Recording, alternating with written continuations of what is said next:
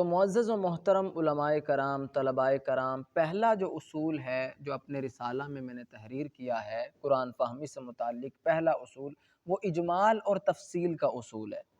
اگر ہم اجمال اور تفصیل کے اصول کو پیش نظر نہیں رکھتے تو ہم بہت سی آیات کے مفاہیم اور معانی کو سمجھ نہیں سکتے اور ہم ادھورا میسج لے کر عوام تک پہنچائیں گے۔ اگر آپ چاہتے ہیں کہ آپ ایک موضوع سے متعلق پورا میسج عوام کو ڈیلیور کر دیں، پورا ایک پیغام قرآن کا آپ عوام کو پہنچا دیں، تو آپ کو اجمال اور تفصیل کے اصول کو پیش نظر رکھنا ہوگا۔ اب اس اصول کو ایک مثال کے ذریعے سے سمجھتے ہیں۔ تو سورہ فاتحہ کی جو آیت ہے وہ ہے اہدنا الصراط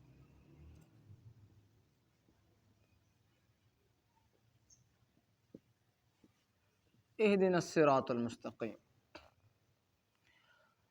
سورہ فاتحہ میں ہم ہدایت طلب کرتے ہیں سیدھے راستے کی طرف، یعنی صراط مستقیم کی طرف۔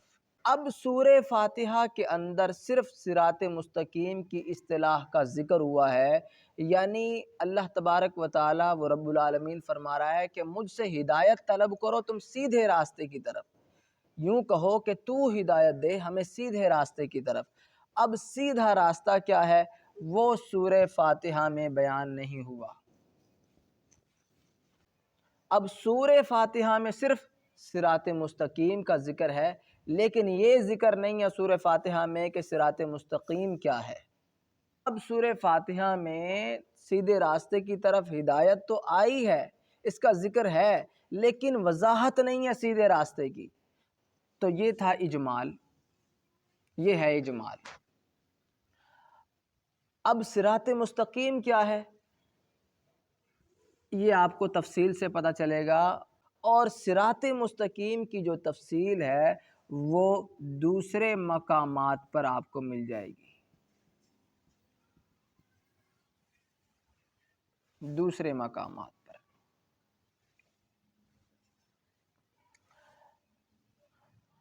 صراط مستقیم اب سمجھیے گا، صراط مستقیم اجمال ہے، صراط مستقیم جو ہے اجمال ہے۔ اہدنا الصراط المستقیم، اے اللہ اے ہمارے رب تو ہمیں ہدایت دے سیدھے راستے کی طرف۔ اب سورہ فاتحہ میں اجمال ہے صراط مستقیم کا۔ صراط مستقیم کیا ہے اس کی کوئی وضاحت نہیں سورہ فاتحہ میں۔ اب اگر ہم دوسرے مقامات کو پڑھیں وہاں ہمیں صراط مستقیم کی تفسیر مل جاتی ہے، تو شرط یہ ہے تفصیل کے لیے ہمیں دوسرے مقامات کو پڑھنا پڑے گا۔ اگر ہم صراط مستقیم سے متعلق تفصیل کو یعنی دوسرے مقامات کو نہیں پڑھتے کہ جہاں صراط مستقیم کا ذکر آیا ہے جن آیات میں کہ کون کون سا راستہ صراط مستقیم ہے، اگر ہم ان مقامات کو نہیں پڑھتے تو ہمیں قرآن کا میسج صحیح معنوں میں سمجھ نہیں آ سکتا۔ یہ طریقہ کار بالکل غلط ہے کہ ایک آیت کو لے لینا پھر اس کے اوپر تفسیریں نکال کر بیٹھ جانا۔ قرآن مفصل کتاب ہے، تبیان لکل شیء و تفصیل لکل شیء، ہر شے کی تفصیل ہے، ہر شے کا تبیان ہے، ہر بات کو کھول کھول کر واضح کیا گیا ہے۔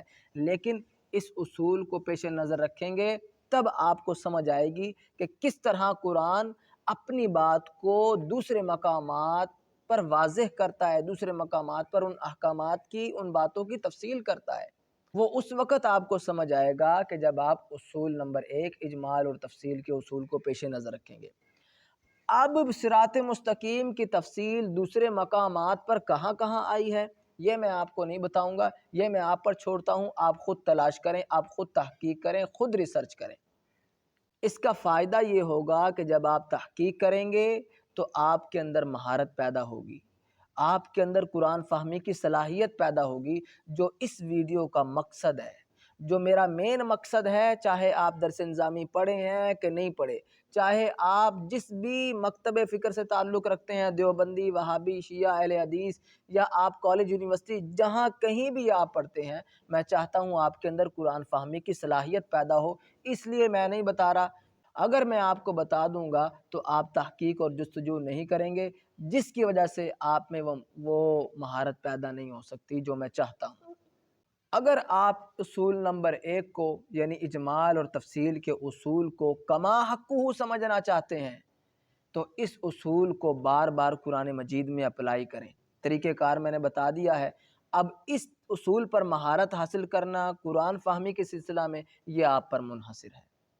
اگر کسی بات کی یہاں سمجھ نہیں آئی تو آپ کمنٹ بھی کر سکتے ہیں اور واٹس ایپ پر بھی رابطہ کر سکتے ہیں، تو انشاءاللہ العزیز میں آپ کو جلد جواب دوں گا۔